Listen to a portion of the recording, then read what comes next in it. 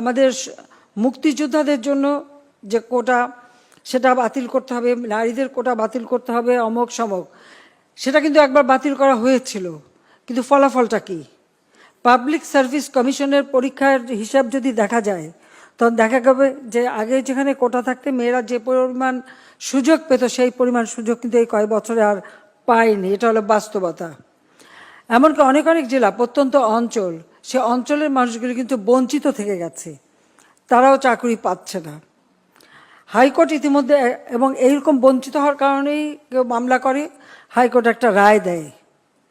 হাইকোর্টের রায় আমরা সবসময় সেটাই মেনে নেই, কিন্তু আমরা দেখলাম যে এখন কোটা বিরোধী আন্দোলন আবার গড়ে তোলার চেষ্টা, ছেলেমেয়েরা লেখাপড়া বাদ দিয়ে এখন কোটা বিরোধী আন্দোলন করে, সেখানে মেয়েরাও করে।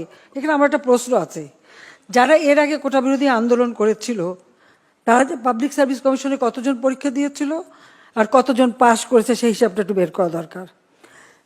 তারা দেখাক যে পরীক্ষা দিয়ে তারা বেশি পাস করেছিল, মেয়েরা বেশি পাস করে বেশি চাকরি পেয়েছে কিনা, সেটা আগে তারা প্রমাণ করুক।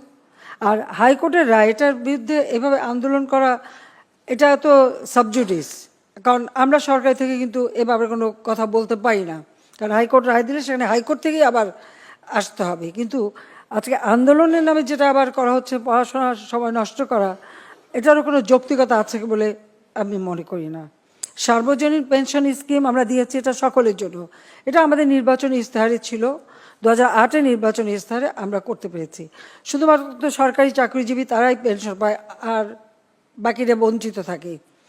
কাজে কেউ যাতে বঞ্চিত না থাকে, সেই জন্য কিন্তু বিভিন্ন স্তর ভেদে আমাদের এই সার্বজনীন পেনশনের ব্যবস্থা করা আছে। আমি মনে করি আমাদের যুব মহিলা লীগের যারা মেয়েরা, প্রত্যেকে কিন্তু নিজেরা এই সার্বজনীন পেনশন স্কিমে যুক্ত হতে পারে নিজেদের একটা ভবিষ্যতে।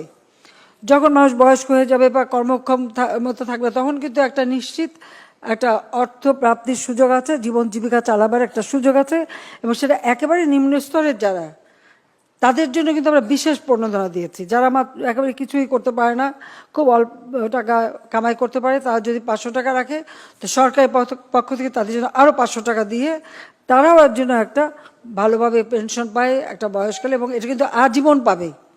কাজে আমি মনে করি আমাদের রাজনীতির সাথে যারা জড়িত, তাদের সকলেরই এই সার্বজনীন পেনশন স্কিমে ঢোকা দরকার। তাহলে অন্তত একটা জীবনের একটা নিশ্চয়তা পাওয়া যাবে, অন্তত বৃদ্ধ বয়সে কারো মুখাপেক্ষি হয়ে থাকতে হবে না, ছেলের ঘাড়েও বোঝা হবে না, মেয়ের ঘাড়েও বোঝা হবে না, নিজেরটা নিজে করে খেতে পারবে, সেই ব্যবস্থাটা